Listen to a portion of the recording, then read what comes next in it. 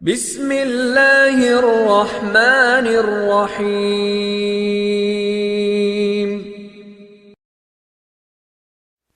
بسم اللہ الرحمن الرحیم نحمده ونصلی ونسلم علی رسولہ الکریم اما بعد فاعوذ باللہ السمیع العلیم من الشیطان الرجیم بسم اللہ الرحمن الرحیم وما انفقتم من شيء فهو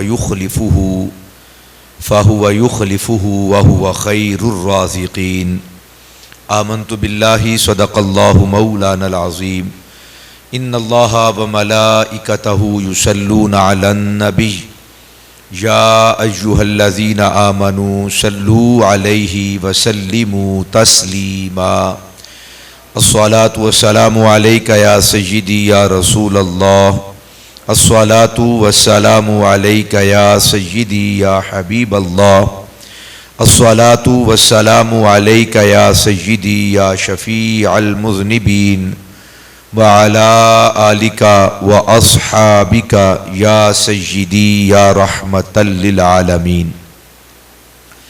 اللہ جل وعلا کی بارگاہ صمدیت میں انتہائی عاجزانہ حمد و ثنا کا نذرانہ عقیدت پیش کرنے کے بعد حضور نبی رحمت ختمی مرتبت مصطفیٰ جان رحمت صلی اللہ تعالی علیہ وآلہ وسلم کی بارگاہ عرفہ و عالی شان میں انتہائی عاجزانہ درود و سلام کا نذرانہ پیش کرنے کے بعد انتہائی واجب الاحترام ذوی الاحتشام احباب ذی وقار رب ذوالجلال کا احسان عظیم جس خالق کائنات نے آپ کو اور مجھے اپنے فضل اور کرم سے دوسرے عشرۂ مغفرت کی پہلی سحری اور نماز فجر با جماعت ادا کرنے کی توفیق عطا کی۔ خلاق لم یزل ہم سب کی بلا حساب بخشش و مغفرت فرمائے اور کریم آقا علیہ الصلوۃ والسلام کی اطاعت و فرما برداری میں زندگی کا ایک ایک لمحہ بسر کرنے کی توفیق نصیب فرمائے۔ آج ہماری گفتگو کا عنوان ہے انفاق فی سبیل اللہ، اللہ تبارک و تعالی کی راہ میں اپنے مال کو خرچ کرنا۔ رب ذوالجلال نے اس کائنات کے اندر حضرت انسان کو لا تعداد بے حد و بے حساب نعمتوں سے مالا مال کیا ہے، اور اہل ایمان پر بالخصوص مہربانی فرماتے ہوئے خلاق لم یزل نے اپنے حبیب دو عالم صلی اللہ علیہ وآلہ وسلم کا غلام بننا نصیب فرمایا، اور آپ کے دامن رحمت سے ہم سب کو بھلائیاں اور لا تعداد خیرات و حسنات حاصل کرنے کی توفیق عطا کی۔ اللہ کے حبیب علیہ الصلوۃ والسلام نے ہمیں جو تعلیمات ارشاد فرمائی ہیں، ان تعلیمات میں جو فرض کا درجہ رکھتی ہیں اور ارکان اسلام ہیں، اسلام کی بنیاد ہے اور اسلام کا ستون ہے، اور اسلام کی بہت بڑی رب ذوالجلال کی عطا کردہ نعمتوں میں سے ایک نعمت ہے، وہ یہ کہ خلاق لم یزل انسان کو، مسلمان کو، حضور کے غلام کو جو نعمت عطا فرمائے وہ اس کی عطا کردہ نعمتوں میں سے کچھ نعمتیں اس کے بندوں پر مہربانی کرتے ہوئے، رب کا حکم مانتے ہوئے، کریم آقا علیہ الصلوۃ والسلام کی سنت عظیمہ پہ عمل کرتے ہوئے اپنے مال میں سے اپنے بھائیوں کو کچھ نہ کچھ عطا کرے، اسے انفاق فی سبیل اللہ کہا جاتا ہے۔ اللہ کے حبیب علیہ الصلوۃ والسلام نے بہت سارے اس کے مناقب اور فضائل کو بیان کیا ہے۔ قرآن مجید فرقان حمید میں ہم غور و فکر کریں تو معلوم ہوتا ہے جو شخص اللہ کی راہ میں اللہ کے بندوں پہ مہربانی کرتے ہوئے خرچ کرتا ہے تو رب ذوالجلال اس کے بدلے میں دنیا کے اندر ہی اسے ضرور بھی ضرور نعمتوں سے سرفراز کرتا ہے۔ ایسا نہیں ہو سکتا کہ ہم کوئی چیز اللہ کی راہ میں صدقہ کریں اور خیرات کریں اور وہ اس کا نعم البدل ہمیں عطا نہ کرے۔ اس کے بدلے میں ہمیں کوئی چیز عطا نہ کرے، اس کے بدلے میں کوئی نعمت عطا نہ کرے۔ کبھی وہ مال کی صورت میں مال ہی عطا فرما دیتا ہے، اور جتنا ہم خرچ کرتے ہیں اس سے کئی گنا زیادہ عطا فرما دیتا ہے۔ کبھی مال خرچ کرتے ہیں تو اللہ تعالی ہمیں راحت عطا کرتا ہے، سرور عطا کرتا ہے، بے چین زندگی کو رب ذوالجلال کیفیات اور فرحتیں عطا فرما دیتا ہے، خوشیاں عطا فرما دیتا ہے، دکھ درد دور کر دیتا ہے، مصائب و آلام کو دور فرما دیتا ہے۔ اور کبھی کبھی یوں ہوتا ہے کہ انسان جو اللہ کی راہ میں خرچ کرتا ہے تو خلاق لم یزل اس خرچ کی گئی رقم کو دنیا کے اندر بھی عطا فرماتا ہے، اور اس کا بدلہ قبر میں بھی اور حشر میں بھی عطا فرماتا ہے۔ اگر کوئی شخص یہ اعلان کرے کہ جو شخص آج 1000 روپیہ کسی کو صدقہ کرے گا یا دے گا، یا میرے کسی محبوب کو 1000 روپیہ آج دیتا ہے، کل 2 3 4 دن کے بعد میں ڈبل دیتا ہوں، 2000 روپے اسے واپس کروں گا، تو میرا خیال ہے کہ کوئی شخص پیچھے نہیں ہٹے گا، جبکہ وہ بندہ با اعتماد ہو، مضبوط آدمی ہو، دغا باز نہ ہو، جھوٹ بولنے والا نہ ہو، دجل و فریب کرنے والا نہ ہو، اور فراڈ کرنے والا نہ ہو، جس پر اعتماد ہو، وثوق ہو کہ یہ آدمی جو بات کر رہا ہے یہ اپنی بات سے ہٹے گا نہیں، پھرے گا نہیں، تو ہم پھر زیادہ دیر نہیں لگائیں گے، ہم 1000 روپیہ جس کو وہ کہے کہ اس کو عطا کر دو، ہم اس کو دینے میں دیر نہیں لگاتے۔ ہماری کیفیات تو یہ ہیں کہ اگر کوئی ڈبل شاہ کے نام پر ہم سے رقم وصول کرتا ہے، اس پہ اعتماد بھی نہیں ہوتا، وثوق بھی نہیں ہوتا، جان پہچان بھی نہیں ہوتی، محض سن سنا کر ہمیں اگر اپنی جائیداد کو، گھر بار کو، جانوروں کو، حتیٰ کہ بچیوں کے کانٹوں کو بھی بیچنا پڑے اور زیورات کو بیچنا پڑے، تو ہم وہ زیورات بیچتے ہیں، پراپرٹی بیچتے ہیں، جانور بیچتے ہیں، اور اپنا مال جمع کرواتے ہیں کہ ہمیں 6 مہینے کے بعد ڈبل ہو کر ملنا ہے، یا سال کے بعد ہمیں ڈبل ہو کر ملنا ہے۔ اور پھر جن لوگوں کو ملا تو اعتماد بڑھ گیا، انہوں نے اور زیادہ مال جمع کروایا۔ یعنی جس بندے پر اعتماد ہو جائے تو انسان کو اگر اپنی کائنات بھی لٹانا پڑے تو یہ حضرت انسان کی فطرت ہے۔ آج بھی دھوکے پر دھوکہ کھانے کے باوجود، دجل و فریب میں آنے کے باوجود، فراڈیوں کے اس ماحول میں، کس بیانی کے اس ماحول میں، جھوٹ کے اس فضا کے اندر ہم اپنا مال لوٹا دیتے ہیں، جمع کروا دیتے ہیں، اس امید پر کہ ہمیں اس کا 2 گنا ملے گا اور ڈبل ملے گا۔ لیکن وہ ایک علیحدہ کہانی ہے کہ کسی کو ملتا ہے پھر کسی کو نہیں ملتا۔ لیکن رب ذوالجلال نے جو وعدہ کیا ہے، پہلی بات تو یہ ہے وہ ڈبل کا وعدہ نہیں ہے۔ یہ نہیں فرمایا کہ تم 1000 روپیہ اللہ کے راہ میں، میرے راستے میں، جو میں تمہیں کہتا ہوں کہ فلاں فلاں بندے کو دو، ان کو تم دو تو میں تمہیں ڈبل دوں گا، یہ اس کا وعدہ نہیں ہے۔ اس نے فرمایا کہ میرے راستے میں اگر تم خرچ کرتے ہو تو میں 700 گنا بڑھا کر تمہیں عطا کرتا ہوں۔ تم میرے راستے میں اگر 1 روپیہ خرچ کرتے ہو تو میں 2 روپے نہیں دوں گا، 20 روپے نہیں، 100 نہیں، 700 گنا میرے رب کا وعدہ ہے۔ پھر قرآن کے اندر وعدہ ہے، یعنی سچے رب کا سچا وعدہ ہے جس میں شک کی گنجائش نہیں، ایک لمحہ کے لیے بھی سوچنے کی وہاں پر گنجائش نہیں کہ آدمی سوچ میں پڑ جائے کہ مجھے پتہ نہیں دوگنا ملے گا، چگنا ملے گا، 10 گنا ملے گا یا نہیں ملے گا۔ نہیں، میرے رب کا وعدہ ہے، میرے راستے میں خرچ کرو گے 2 گنا کیا چیز ہے، میں تمہیں 7 گنا عطا کروں گا۔ اور پھر 7 گنا پہ بس نہیں، فرمایا میں 7 گنا کو بھی بڑھا کر تمہیں عطا فرماؤں گا۔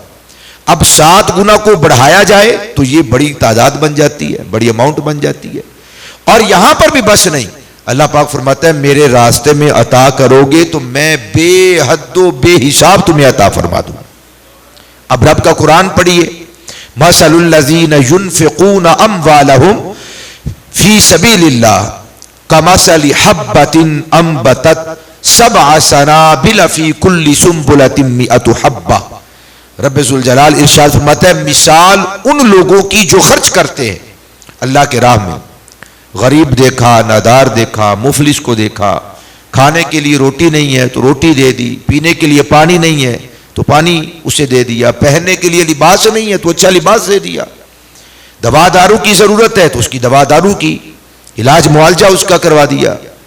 اسے جس چیز کی ضرورت ہے میرا بندہ یہ نہیں دیکھتا کہ اس پہ خرچ کروں کہ نہ کروں, وہ دیکھتا ہے کہ یہ ضرورت مند ہے, حاجت مند ہے, تو اس کے حکم پر وہ خرچ کر دیتا ہے, اگرچہ اسے اس بات کا یقین ہو کہ مجھے ریٹرن کے اندر کوئی چیز مجھے واپس ملنے والی نہیں ہے. یہ بھی اگر امید نہ ہوگی, شکریہ بھی ادا نہیں کرے گا, پھر بھی وہ خرچ کرتا ہے اور اللہ کی رضا کے لیے خرچ کرتا ہے.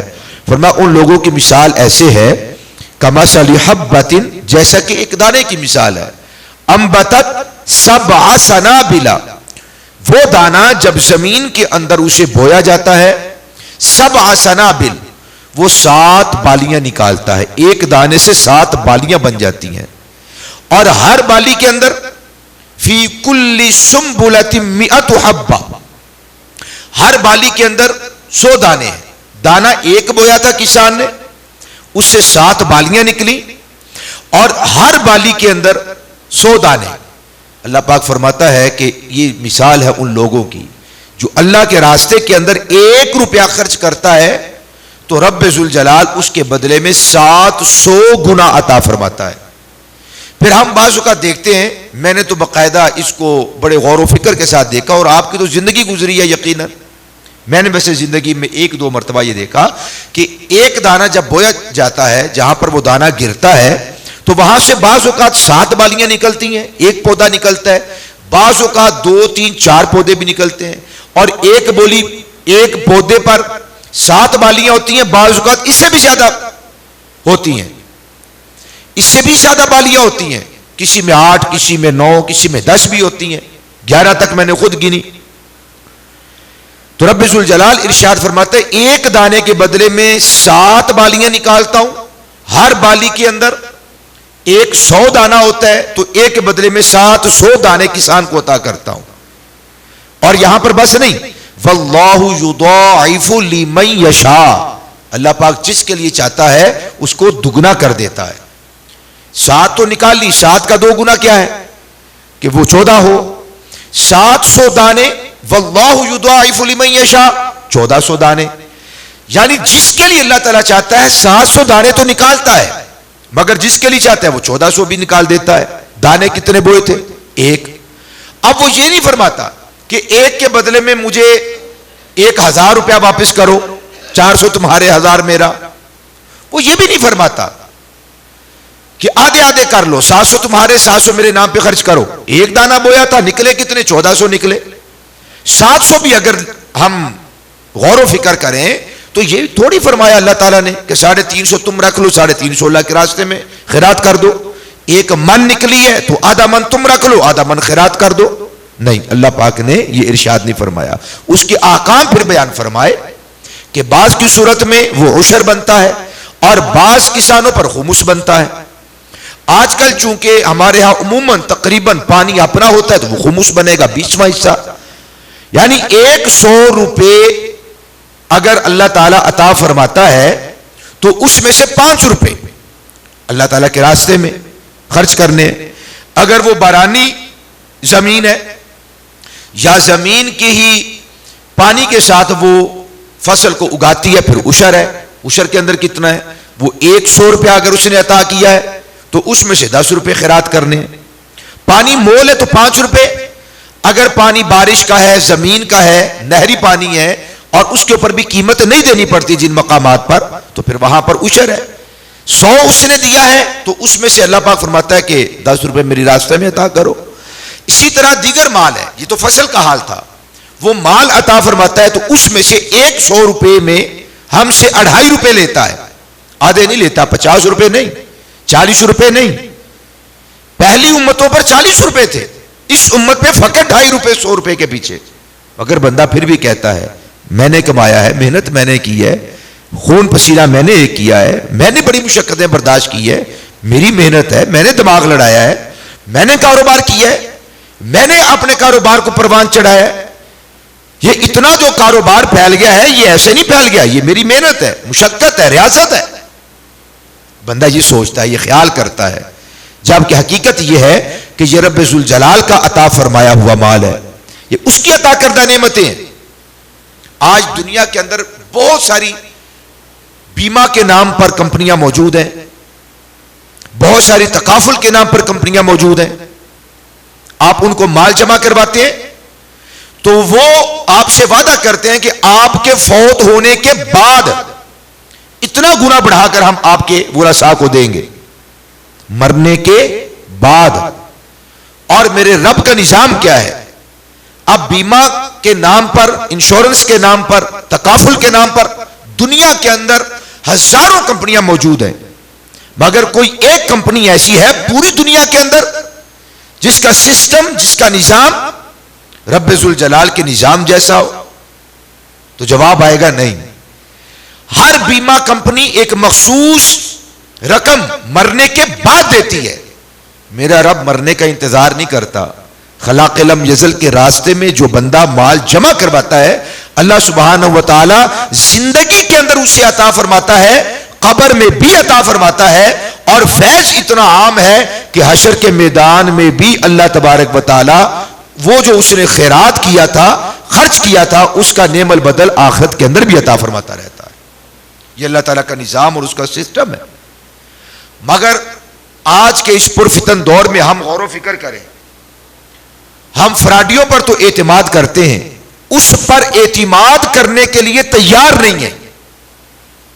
جو بندہ ڈرتا ہے کہ میں مال خرچ کروں گا تو ضائع ہو جائے گا، ختم ہو جائے گا، اچھا میں نے تو اتنے سال کی زکوٰۃ نہیں دی، میں نے اگر وہ زکوٰۃ دی جو میرے پاس 5, 7, 10 لاکھ روپے جمع ہے وہ تو سارا زکوٰۃ کے اندر چلا جائے گا. آپ دیں تو صحیح، پاک تو ہو، اعتماد تو کرو، رب پہ توکل تو کرو، بھروسہ تو اپنے دل میں لے کے آؤ، جمع تو صحیح اس عقیدے پر کہ وہ نہیں رکھتا، وہ مارتا نہیں ہے. اللہ کی عزت کی قسم ہو ہی نہیں سکتا کہ بندہ صدق دل سے اللہ کے راستے میں کوئی مال صدقہ کرے، خیرات کرے، خرچ کرے، اور وہ اس کا نعم البدل بہترین سے بہتر، افضل سے افضل اور اعلی سے اعلی اور بے حد و بے حساب عطا نہ فرمائے. ہو ہی نہیں سکتا. یہ رب کا وعدہ ہے اور قرآن کے اندر وعدہ ہے.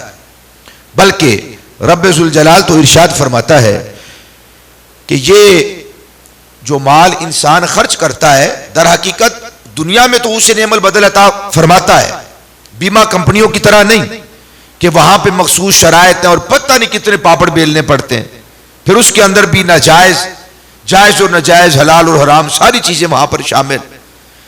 اللہ سبحانہ و تعالی قرآن مجید کے اندر یہ وعدہ فرما رہا ہے جو تم اپنے لیے بھیجو گے یہاں تو ملے گا، جو یہاں پر تم نے خرچ کیا ہے اس سے کئی درجے بہتر، افضل اور اعلی میں تمہیں قبر کے اندر عطا کروں گا، میں تمہیں حشر کے اندر عطا کروں گا، جہاں پہ کوئی کمپنی نہیں دے سکے گی.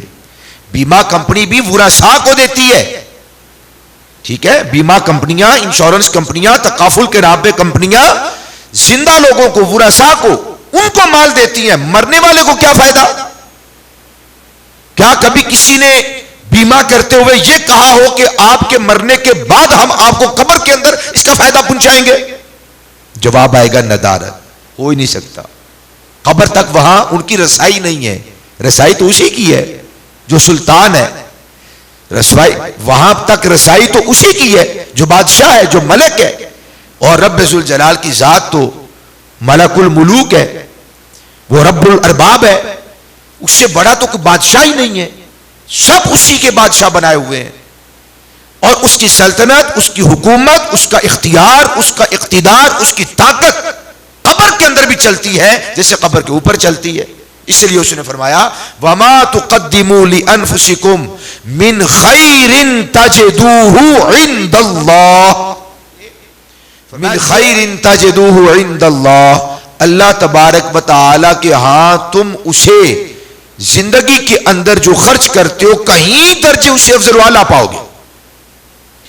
اللہ کے دربار میں یہ بھی نہیں کہ خرچ کیا پتہ نہیں اس کا پھر کچھ صلہ ملے گا کہ نہیں ملے گا، قبر میں فیض ملے گا کہ نہیں. اللہ کا وعدہ ہے قرآن کے اندر، دکھاوا نہ ہو، ریا نہ ہو، کوئی اور مقصد نہ ہو، مقصد اللہ کی رضا ہے، مقصد کسی مسلمان بہن بھائی کی مدد ہے، اس کی اعانت ہے، اسے فرش سے اٹھا کے اپنے ساتھ چلانا مقصد ہے، اس کی مدد کرنا مقصد ہے، اسے ذلیل کرنا نہیں، رسوا کرنا نہیں، شرمندہ کرنا نہیں، بے عزت کرنا نہیں،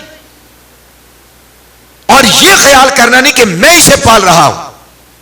اپنی نیت کو خالص کرے، صاف کرے۔ جو مال خرچ کرتا ہے، اللہ پاک فرماتا ہے من خیر تجدوہ عند اللہ، اللہ کے دربار میں تم دنیا کے اندر خرچ کیے ہوئے مال کو کہیں درجہ افضل و اعلیٰ پاؤ گے۔ یہاں پہ اگر کوئی آدمی میل کچیل، یہ جو ہم صدقہ خیرات کرتے ہیں یہ ہمارے مال اور ہماری جان کی میل کچیل ہے، یہاں پہ جو خرچ کرتے ہیں وہ میل کچیل ہے، یہاں پر جو خرچ کرتے ہیں وہ میل کچیل ہے، لیکن اللہ پاک اسے ستھرا کرتا ہے، اللہ پاک اسے طیب کرتا ہے، اللہ پاک اسے طاہر کرتا ہے، اللہ پاک اسے پاکیزہ کرتا ہے۔ اور فرمایا گیا ایک حدیث شریف کا مفہوم ہے کہ اس طرح رب ذوالجلال اس کی پرورش کرتا ہے جس طرح تم قربانی کے لیے جانور کی پرورش کرتے ہو۔ آپ جو جانور خریدتے ہیں آپ اسے گندا پانی نہیں پلاتے، آپ اسے ناپاک غذا نہیں کھلاتے، آپ اس کی غذا کا دھیان رکھتے ہیں، پانی کا دھیان رکھتے ہیں، دھوپ اور چھاؤں کا خیال رکھتے ہیں، آپ اس کی صفائی ستھرائی کا خیال رکھتے ہیں، آپ اسے پیار کرتے اور محبت کرتے ہیں۔ فرمایا جو تم اللہ کے راستے میں خرچ کرتے ہو اللہ یوں اس کی پرورش کرتا ہے جس طرح تم کسی جانور کی پرورش کرتے ہو، یعنی وہ دیکھ بھال کرتا ہے، وہ نکھارتا ہے، وہ سنوارتا ہے، وہ بہتر کرتا ہے۔ یہاں میل کچیل تھا، فرمایا اس کے دربار میں جب آؤ گے تو دیکھ کر حیران رہ جاؤ گے، جو ہاتھ کا میل کچیل تھا یہاں وہ خرچ کیا تھا، وہاں پہ جاؤ گے تو وہاں پہ وہ کندن بن چکا ہوگا، وہاں پہ وہ سونا بن چکا ہوگا۔ ہیرے اور جواہرات کی صورت کے اندر ایسی خوبصورت اور پاکیزہ نیکیاں اور ایسے عمدہ درجات اور افضل و اعلیٰ درجات کے انسان دیکھ کر اس کی آنکھیں چندیا جائیں۔ من خیر تجدوہ عند اللہ ہوا خیرا، وہ افضل ہے، وہ اعلیٰ ہے، وہ بہتر ہے، وَأَعْظَمَ أَجْرًا، اور اللہ تعالیٰ نے جو یہاں پہ تم نے خرچ کیا تھا اس کے بدلے میں تمہارے بہت زیادہ بلند و بالا درجات فرما دیے، بہت عظیم اجر تمہیں اس کے بدلے میں عطا فرمایا ہے۔ وہ ایک بزرگ کے دربار میں کوئی شخص حاضر ہوا، مال سے بڑی محبت کرنے والا تھا، بڑی محنت سے اس نے کمایا تھا۔ انسان جب محنت کرتا ہے، جتنی محنت کرتا ہے مال کی اتنی قدر ہوتی ہے، بغیر محنت کے اگر مشقت کے مال مل جائے کہیں سے آ جائے اس کی اتنی قدر نہیں ہوتی، آدمی اس کو اڑا دیتا ہے، مگر جس نے محنت کی ہو، مشقت کی ہو اور پسینہ بہایا ہو، رات جاگا ہو اور بڑی مشقت کی ہو، برداشت کیا ہو بڑی تکلیفیں، وہ مال کو بڑا دھیان کے سنبھال کے رکھتا ہے، وہ نہیں چاہتا یہ میرا مال مجھ سے دور ہو اور میں اس سے دور ہو جاؤں۔ ایسا کوئی شخص کسی بزرگ کے پاس آیا، مال سے بڑی محبت کرتا تھا، بزرگوں سے آگے کہنے لگا کہ حضرت میں آپ کے پیچھے نمازیں بھی ادا کرتا ہوں، آپ کی تعلیمات پہ عمل بھی کرتا ہوں، آپ کی باتیں بھی مانتا ہوں، لیکن ایک دل کے اندر خواہش ہے، آرزو ہے، اگر آپ وہ بھی پوری فرما دیں تو آپ کی بڑی مہربانی۔ آپ نے فرمایا کہ بتاؤ کیا ہے؟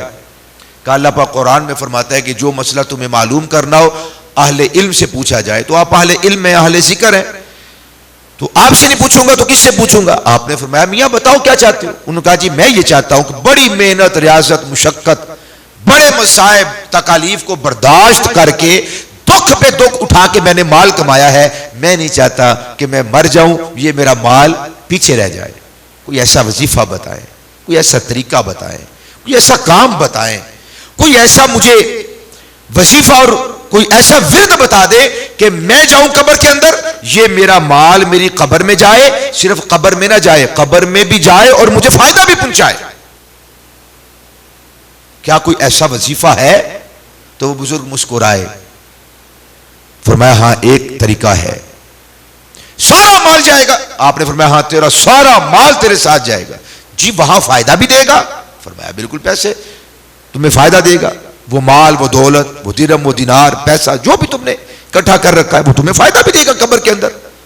اس کی آنکھوں میں بڑی روشنی آئی، مسکرا کے کہنے لگا حضرت جلدی کیجئے، مجھے وہ وظیفہ بتائیں، وہ طریقہ بتائیں، سارے کا سارا مال قبر میں بھی جائے اور پھر مجھے فائدہ بھی پہنچائے۔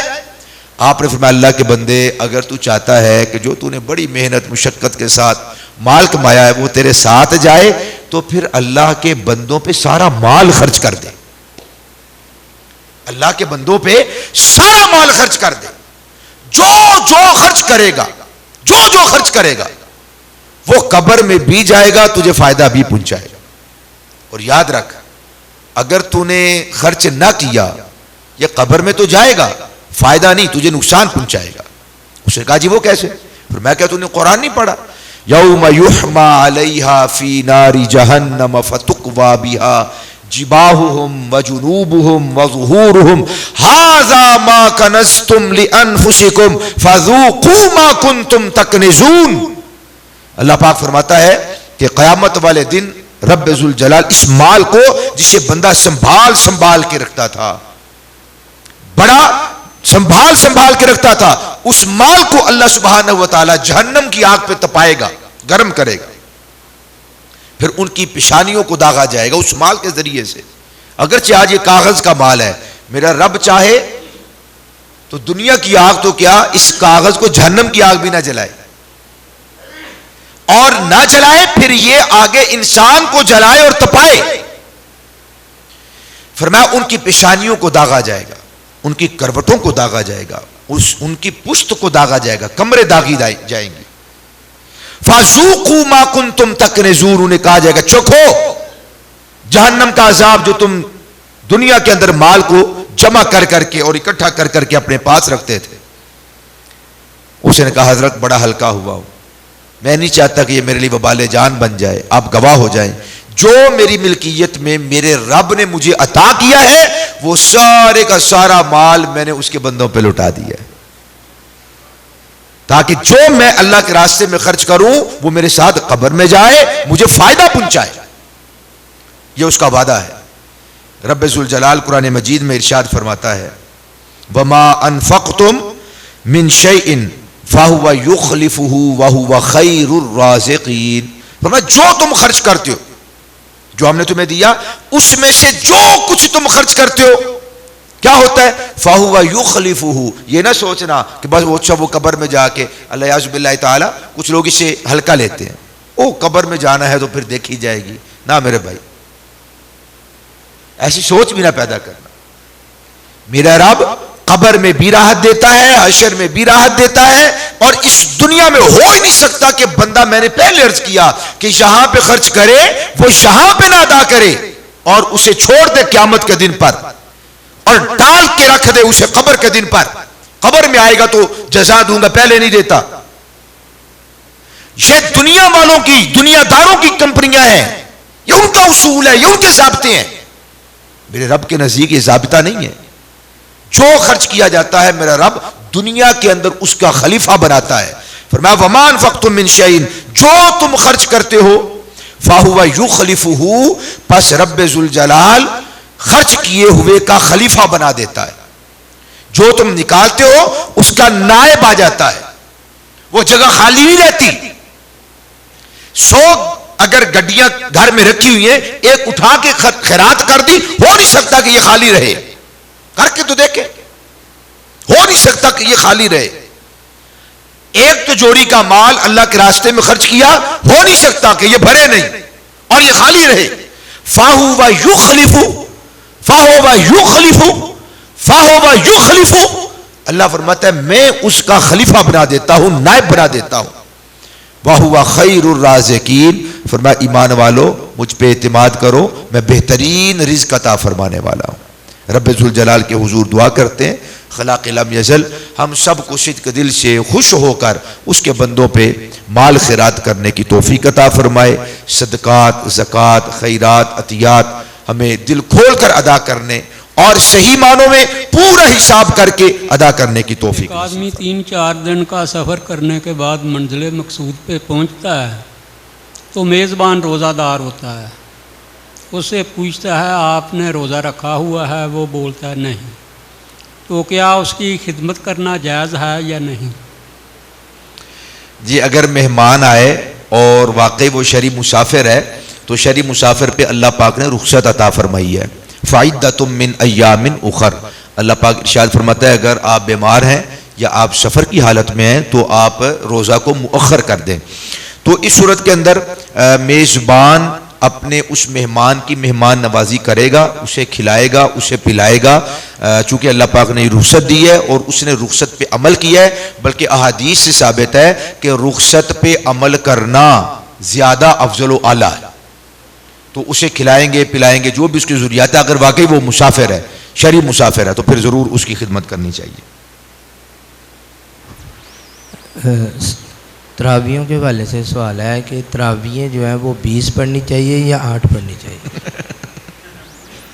اچھا، پڑھنی کتنی چاہیے؟ اللہ تعالی ہم سب کو اتنی پڑھنے کی توفیق عطا فرمائے کہ جتنی اصحاب رسول کا اجماع ہوا تھا اور وہ ادا کیا کرتے تھے۔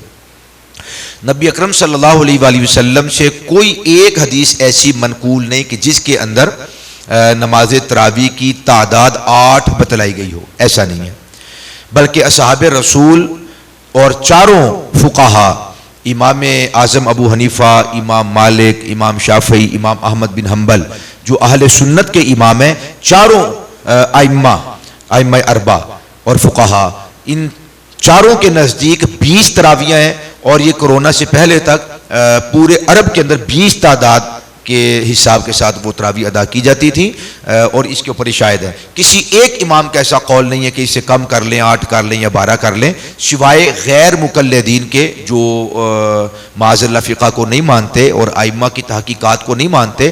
حالانکہ جو 8 پڑھتے ہیں اپنے علماء سے سن کر، وہ کیا کرتے ہیں؟ وہ اپنے مولویوں سے سن کے 8 پڑھتے ہیں نا، وہ سارے کے سارے مجتہد تھوڑے ہی ہیں جو 8 پڑھنے کے لیے آئے ہیں، وہ سارے مولوی تو نہیں ہے نا، نہ ان کے پاس اتنا ٹائم ہے کہ وہ ان دلائل کو سیکھیں، یاد کریں، اپنے مولویوں کے کہنے پر وہ 8 پڑھ لیتے ہیں، تو ہم ائمہ اربعہ کے کہنے پر 20 پڑھتے ہیں۔ تو چاروں ائمہ کے نزدیک 20 تعداد ہے، دلائل کتب کے اندر موجود ہیں۔ اصحاب رسول 20 پڑھا کرتے تھے، 8 کا کوئی وجود نہیں ہے، یا 12 کا کوئی وجود نہیں ہے، 20 تراویح ہیں، 20 ہی ادا کرنی چاہیے۔ آمین۔ اللہم صلی علی سیدنا و مولانا محمد معدن الجود والکرم منبع العلم والحلم وبارک وسلم وصلو علیہ۔ اللہم انا نسألک العفو والعافیت والمعافات الدائمۃ فی الدین والدنیا والآخرہ۔ رب اغفر وارحم وانت خیر الراحمین۔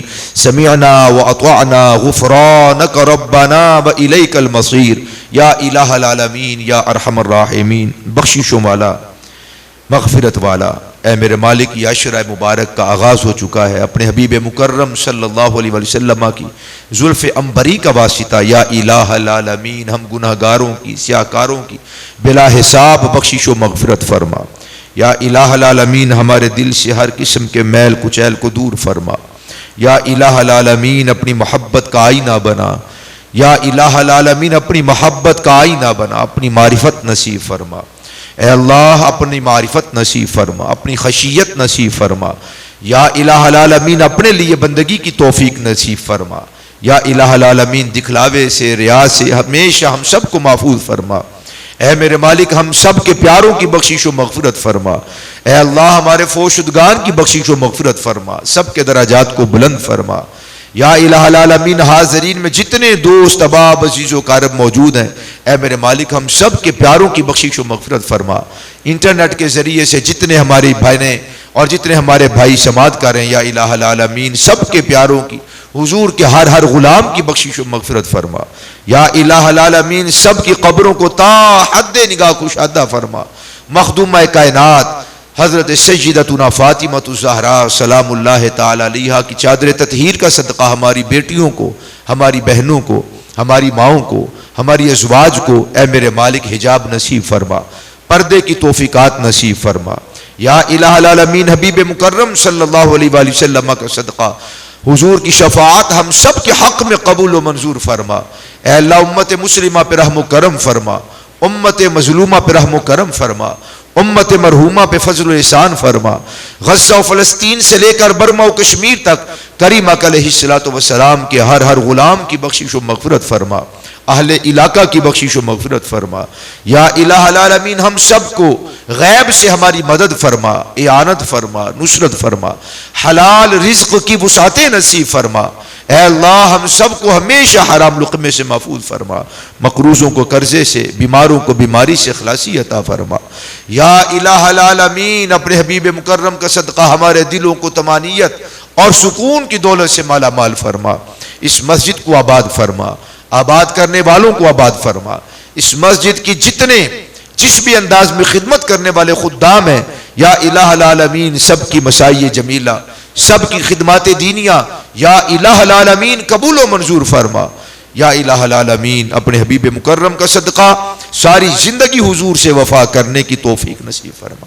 اللہم نور قلوبنا بالقرآن العظیم وزین اخلاقنا بالقرآن العظیم وادخلنا الجنة بالقرآن العظیم ونجنا من النار بالقرآن العظیم واجعله لنا اماما ونورا وهدى ورحمة للعالمين۔